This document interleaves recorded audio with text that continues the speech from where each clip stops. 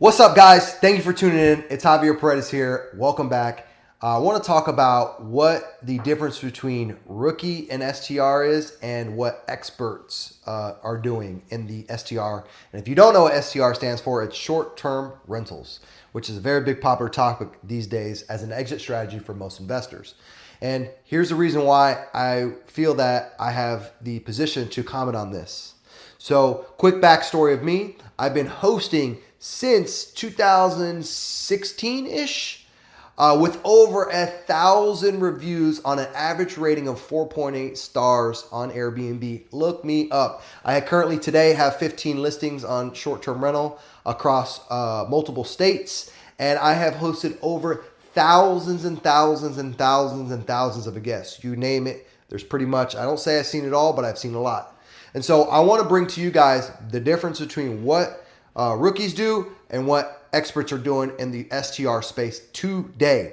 One of the biggest things I see rookies do today in the STR space is they take a property, they buy it, they put all this furniture, time, these amenities, and all these updates into it, and all of a sudden, the biggest thing, which is the first thing you guys should be checking, is zoning. So they do it, they run their property for a few months, all of a sudden the neighbor complains, and then they call code enforcement, and then they get shut down. So what happened there?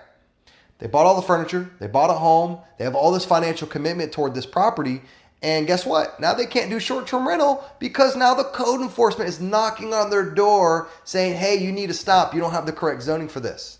So that is one of the main things I see people making mistakes, is not checking if that property or market that you're in, or zip code, whatever you want to call it, is zoned for short-term rental. You have to be zoned, guys. That's the very first thing before you make any huge financial commitments into short-term rentals, is making sure you have the correct zoning. That way, when that neighbor, they can't, there's only so much they can do. You're legally zoned and you have the permit for the property. Not all markets require a permit, but make sure that you're legally zoned and you're following the correct ordinances if it is legally zoned. So how can you do that? By simply contacting the local, if you're in city limits or county limits, contacting the local zoning department. I prefer contacting them via email, but you can contact them via phone. They're very responsive and helpful. And so when you contact them, you can ask them about a specific property, or you can ask them in general if, you know, this zip code or short-term rentals. Now remember, if you're in an HOA, you also need to verify with them if you're in an HOA. I personally don't like HOA properties for STR because you have to listen to the freaking HOA and everything that they have on their bylaws and rules and regulations and ordinances. HOAs for me, for short-term rental, I'm not a big fan of, but doesn't mean that there aren't good ones, and there's plenty of good ones for you to invest into. So that's like one of the main key things that I see rookies making a mistake, is not knowing the zoning. Number two, I would say, and I can go on for over 100, but I'm just going to give you some of my top ones that I see that the rookies are making. Number two is not knowing your market. So once you know your zoning, you need to know what market are emerging markets and what markets are going to be profitable and yield you the return that you're looking for. As we know today, that short-term rentals have gotten super competitive. So it's very important for you to go out on sites like STR Insights, AirDNA, and these are data aggregators. And what they do is they get all this data from all these active short-term rentals on the market, and they're able to tell you what these properties are making, what are the top performing properties, what type of amenities they have, how many bed bath count, what's the revenue for the year, what's their cleaning fees, all these little metrics and the seasonalities of them. And so it's best for you to take 20, 30, maybe $50, invest in the zip code that you want prior to you buying that property that you don't know if it's going to perform at the revenue that you're looking at, the target revenue, or you don't know if it's zoning. Spend that money for STR Insights or AirDNA.com, which is the most popular, or you could use Data Rabu. These are the most popular sites that people are doing for data aggregating. And go in there, spend the little investment, guys, little investment to save you a lot of money and headache. Typically, it's anywhere from $50 to $100. Typically, I like to schedule a one-on-one with Kenny and STR Insights. He's the owner. He has been doing this a long time, and he knows all the markets. And I'm able to have a one-on-one conversation with him for $500, and he gives me all the information that I want to know, and he gives me a lot of insights that I would have never known. But guess what? The beauty about it is you don't need to spend $500 here. You can actually go and buy one zip code from AirDNA, which is $20 to $40 the last time I checked, or you can buy the STR Insight subscription, which I think is maybe $100 or so. Check with them. They'll go over the pricing with you. But that's the biggest thing I see them make is they'll buy the property. They don't know the numbers. They put furniture in it. And so they run into two scenarios. The top two scenarios are you're not zoned, and then you didn't have no pro forma. And we all know a pro forma is a hypothetical scenario and what your property would produce. But in today's market for STR, we know that things are changing rapidly. And so if you're not doing these top two things, and these are my top two biggest mistakes, is not knowing the zoning and not knowing your revenue, you're really going to be put in a bad position because you're doing all this financial commitment.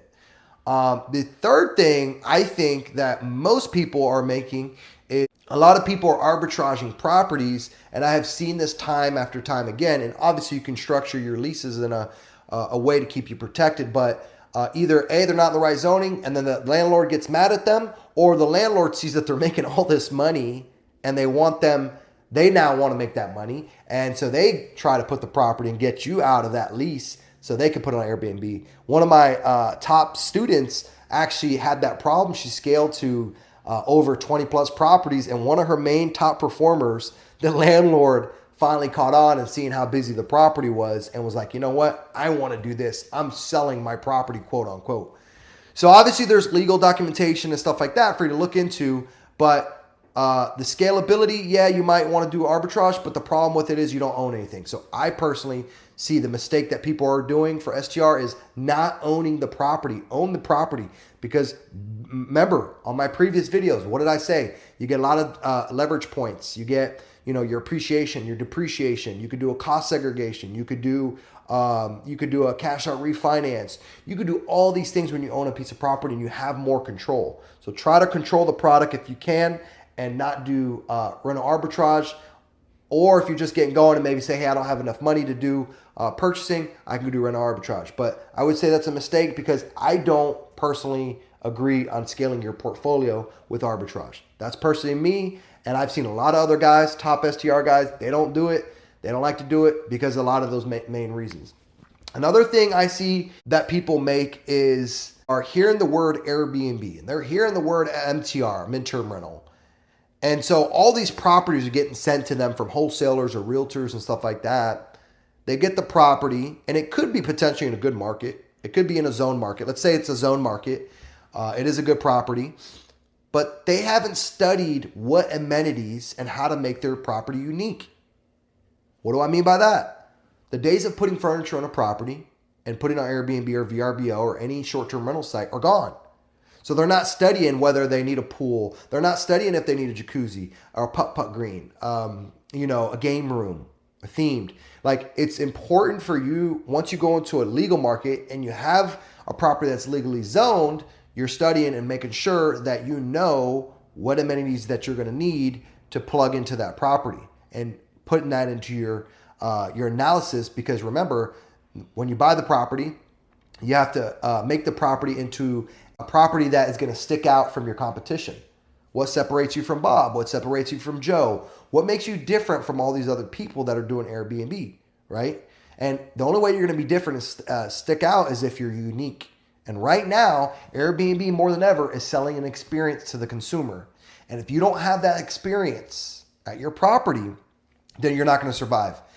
Like, for instance, the Kissimmee market here, local, Davenport market is saturated, and everybody's going into these markets still thinking Disney World, Disney World, Disney World, and all these theme parks, and Orlando's close by.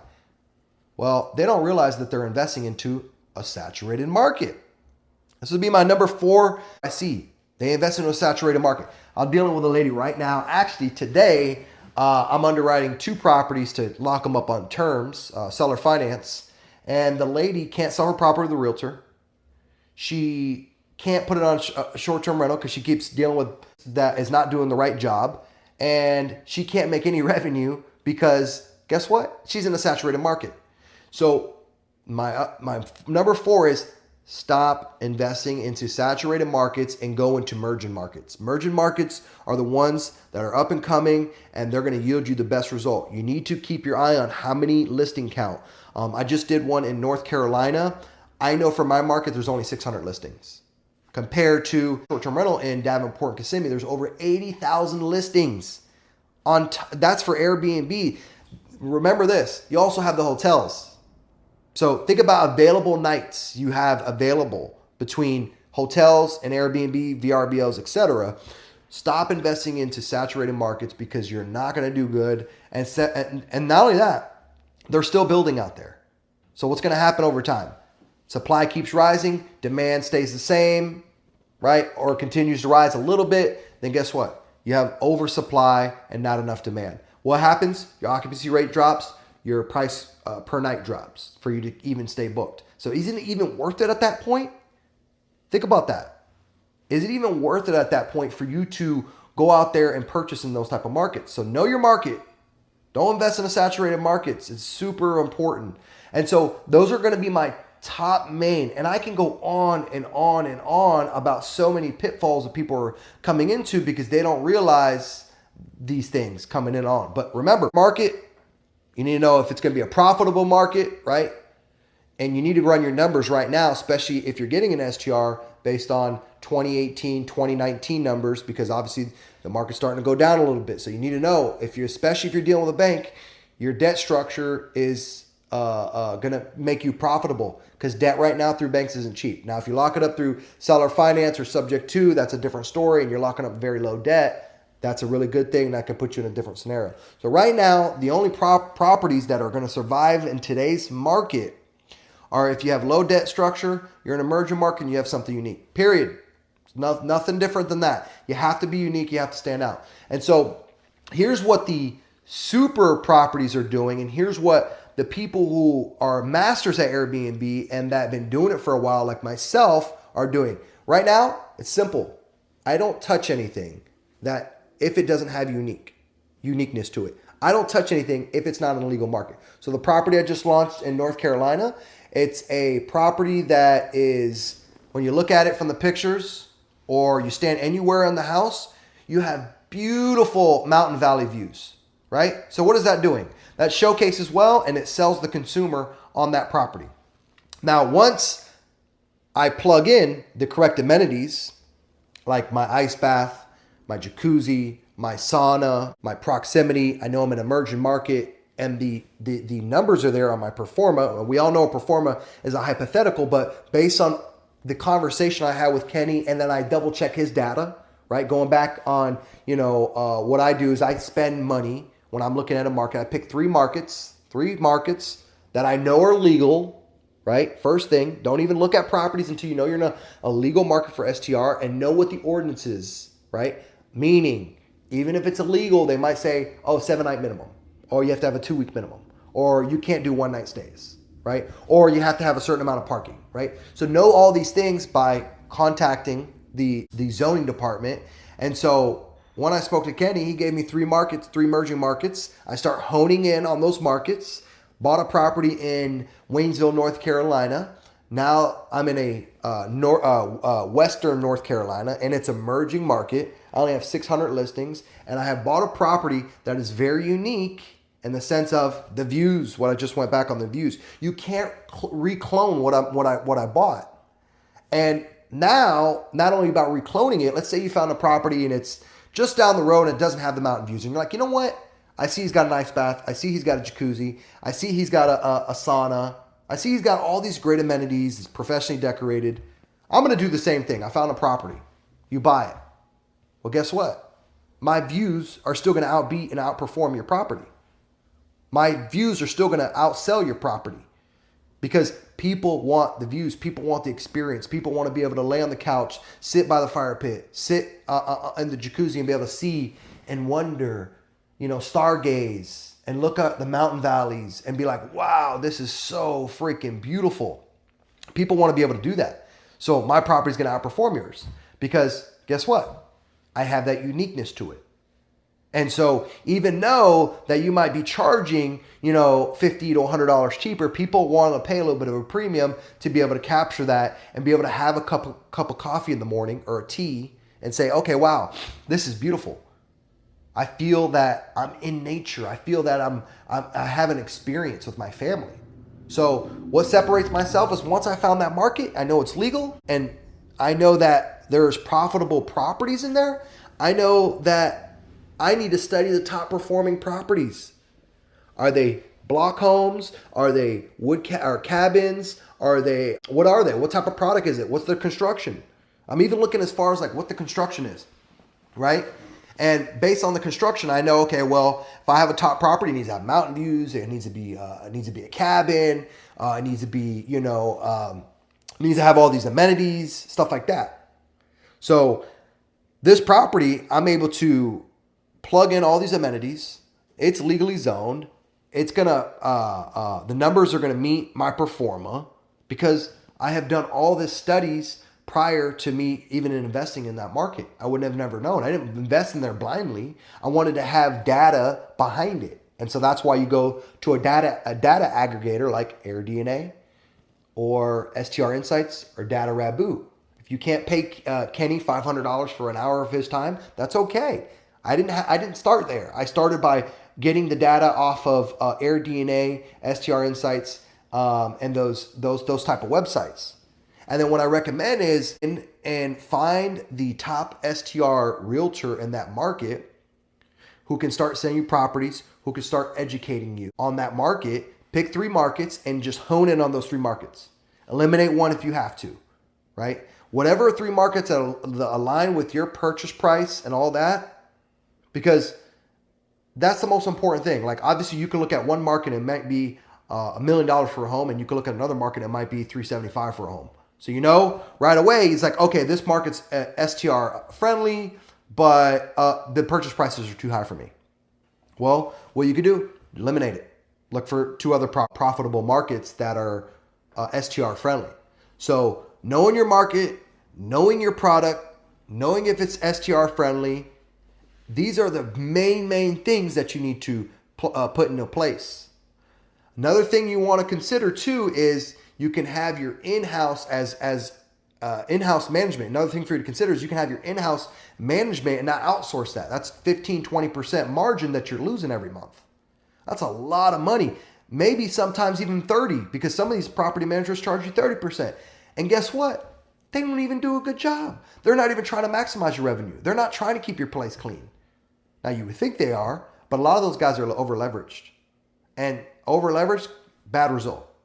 And a lot of people think like, oh, I need if I live out of town, I need to have this huge management company in place. Limited belief. I'm going to tell you right now, my property is about 10 hours away. I have all the outsourced software that I use, like Hospitable and Breezeway and Price Labs. I'm using all this software that takes me such little time to manage, and it helps manage my teams and makes them efficient. And guess what? I get to save that 15-20%. I wouldn't want a property manager to touch my property. I'm not even involved really, right? I actually partnered on that deal with one other partner. We're 50-50 owners in it. And guess what? We get to leverage each other. I don't have to do everything. And it's kind of like we're just our in-house management. We don't have to worry about outsourcing that. And so that's going to really help you stay profitable, especially if you have high debt structure right now. That property we actually acquired with a bank loan because it was so unique. So sometimes it's a little bit more difficult to get these really, really creative deals that are very unique. And for you to be able to put on Airbnb, it's a little bit harder to get those creative deals. So I had to use a bank loan on this one. And so in my previous episodes, that's what I was telling you guys, having all these tools in your tool belt, creative, and you can have banks in your side, like you can figure out which one you need to utilize to get the job done. And this one, I had to utilize this one. I bought it off a spec builder, and he built the spec home. Everything's brand new. My CapEx was very low. I didn't have to do all these huge renovations. I just added on to the property and made it more of an experience. So going to this property, what made this property so unique? So, okay, we did professional designing, interior designer. We did ice bath, sauna, jacuzzi. We have the proximity We have, and when I say proximity, we're next to a ski resort, the Smoky National Park. We're by golfing. We're by tubing, kayak. I mean, you name it. Parks, Asheville, wedding venues. I know my market, right? And so me knowing my market, even prior to investing in there, I'm looking at all these different data points of why people would come to this area.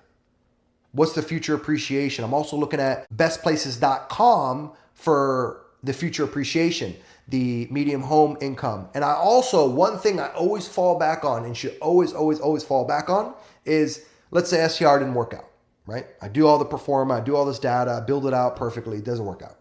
You don't make money. Well, you can always need to fall back on what? You need to fall back on long-term rental, and you need to know that that's going to cover your costs. You need to know that you need to at least break even.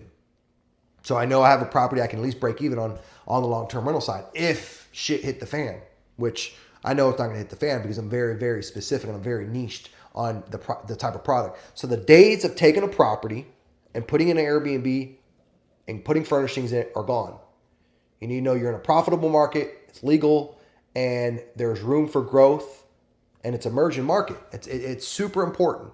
And those main things are what separates the rookies from the experience. The experienced ones, people right now are being so stinking specific on what deals they're picking up. They're not just picking up any deal. They're not just getting with wholesalers and saying, hey, send me STRs, or getting with a realtor and saying, hey, send me STRs. No, they're honing in on markets that they know that are legal, they know that are emerging markets, and they're looking for products in there, right? Being patient, buying the right deal, buying right. Especially with STR, you got to buy right, guys. Because right now, to build these properties out, they cost a lot of money. And you can structure them in many different ways. You can get a private money lender involved, you can get a private money partner, or you can 50-50 the cost with you and another business partner. That's another conversation for another day. But the most important thing is making sure that you are looking at all the top properties, what amenities they have, what construction type they have, and knowing that it's 100% legal market. And I see, going back to what the mistakes that rookies do is they get on Airbnb and they start looking at all these properties and they're like, oh, whoa, there's a lot of properties in this market. And then all of a sudden it's like, oh, well, I can for sure do Airbnb in this market because everybody's doing it. Nope, stop. It's as simple as picking up the phone call or email. I prefer email because I like to get it in writing from the county, and I like for them to send me the ordinance. Hey, do you guys do STR in this market? Oh, yes, you do. Okay, what's the ordinance? Do you allow 7-night minimum or you 1-night minimum market? Oh, no, there's no minimum. Okay, do I have to get a permit every year? So ask them questions and they'll give you everything. They're very helpful, and this will save you a ton of time. Could you imagine going into a market as a rookie, buying the property, putting all this furniture and time and energy into it, and all of a sudden it doesn't work out? Imagine somebody like me, like the property we just launched, we were a little bit behind. It should have took about, from the time we closed on it, it should have took about 3 months. It took 5. And it wasn't because it was out of state. There were some pitfalls, right? We had to deal with some delays on furniture. We had to deal, there's certain circumstances we couldn't control, and how we mitigate that is you can order furniture a little bit sooner, right?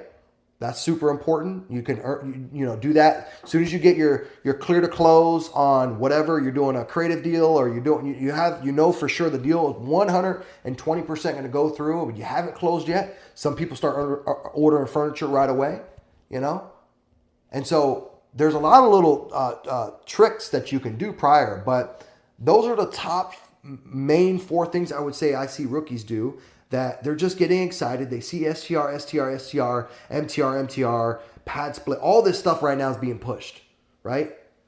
But the guys who know what they're doing and are doing it at a high level know that all that's fluff. All 99.9% of deals you see coming on the market. Why do you think about this? Think about this. Why do you see all these nice, you ever online or in some of these Facebook groups, or you're in an STR group and you're like, man, this is a badass property. Like, this thing is awesome.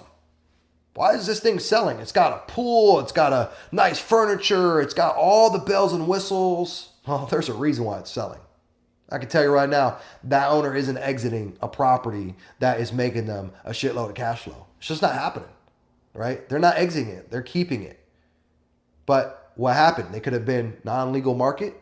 There's a lot of properties right now that are being converted into midterm rentals because they're not in a legal market. They're having problems with regulations. Don't be fooled. There's plenty of markets that are short-term rental friendly. You don't have to think about like, oh, well, I see on the news that New York, they shut STR down. Well, New York was really never STR friendly, first of all.